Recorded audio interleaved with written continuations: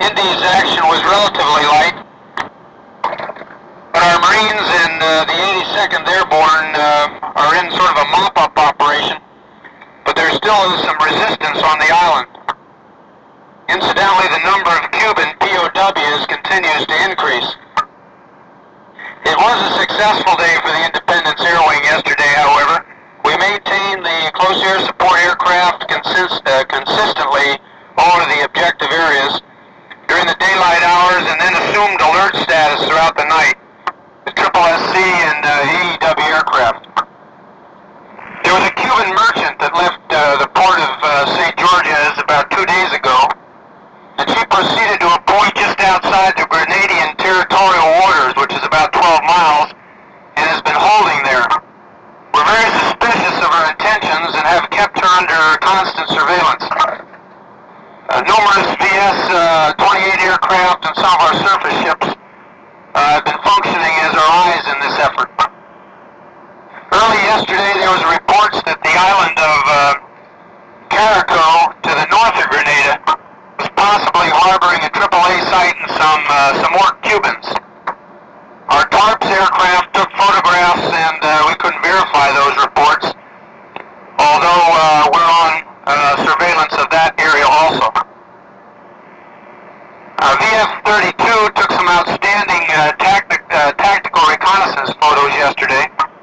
They managed to cover the entire island there and provided some vital photographs of possible Cuban areas. VA-15, VA-87 attacked enemy troop concentrations in the Grand Onse beach area on Wednesday. They strafed some police barracks, destroyed some buildings, but mainly about 225 students were rescued from that area. And I believe that there were some Cuban and Grenadian troops that were in that area trying to prevent that from happening. But anyway, they're safe now in the south at Salinas Airport.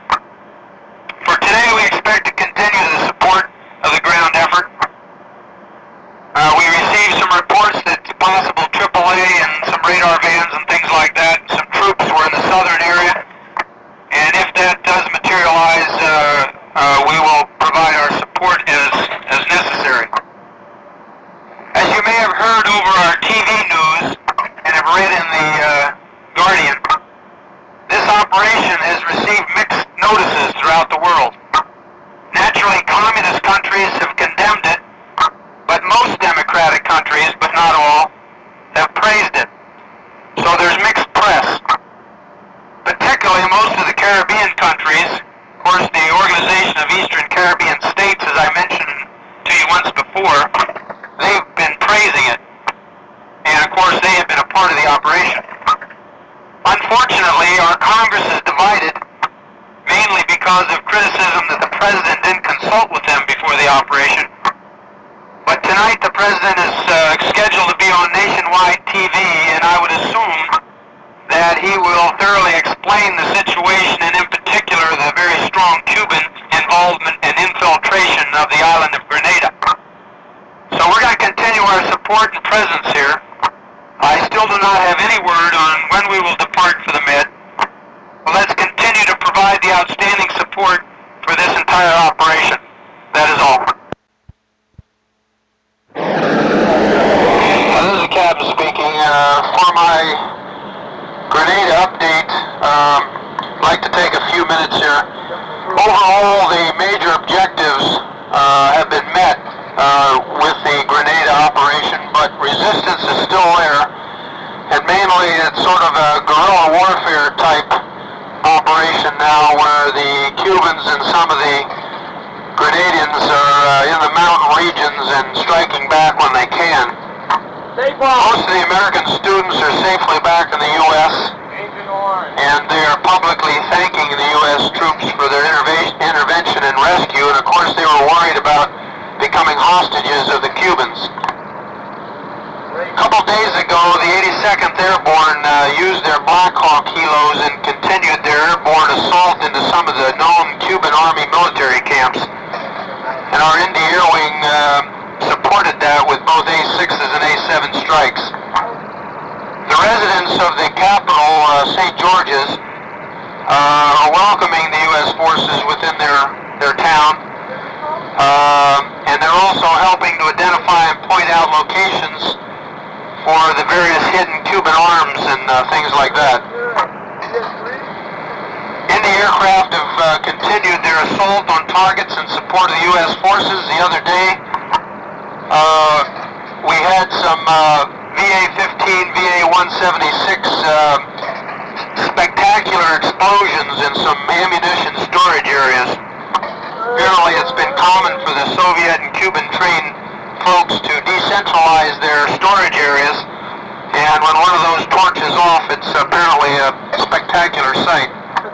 Also the other day, some VA-87 aircraft used their 20 Mike to warn off some fast cabin cruiser small boats that were trying to escape to the north, and that action succeeded in forcing those boats to return to the south.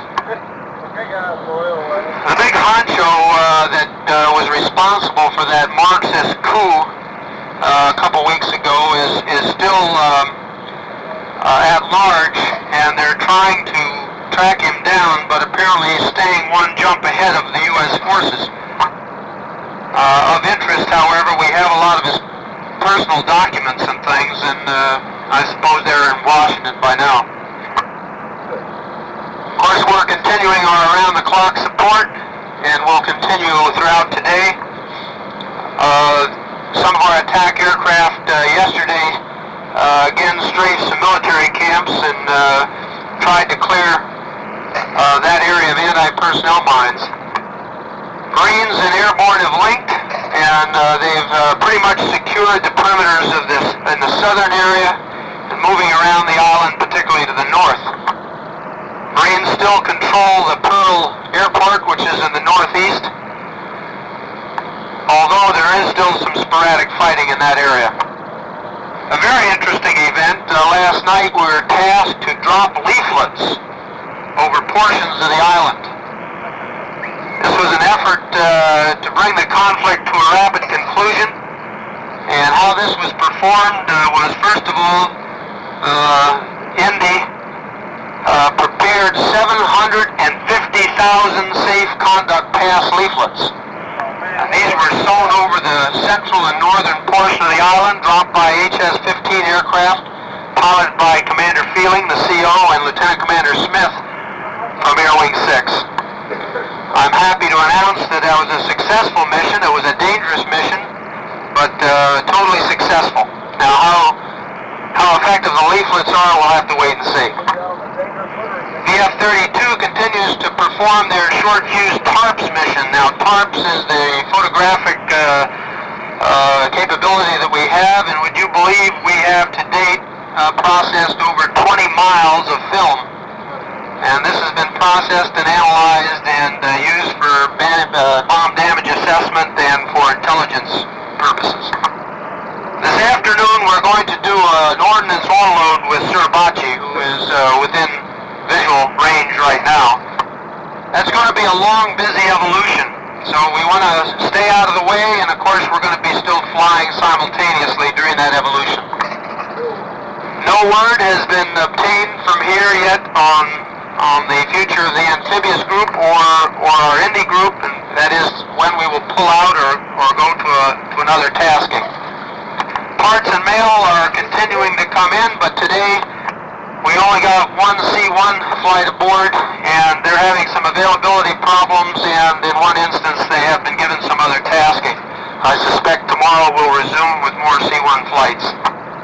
So let's keep up our safe and outstanding performance. I'll keep you posted as other things break. That is all. To find out more about the Grenada invasion, go to Google, type in Grenada invasion, come down here to Grenada Operation Urgent Fury, and it takes you to frequently asked questions, military history and heritage, and covers a very nice documentation about the invasion of Grenada. Okay, well, if it's helpful, it's good for any book report too. Nice reference. All right, so it's history.military .mil. But the best way to get there is Google and click on it.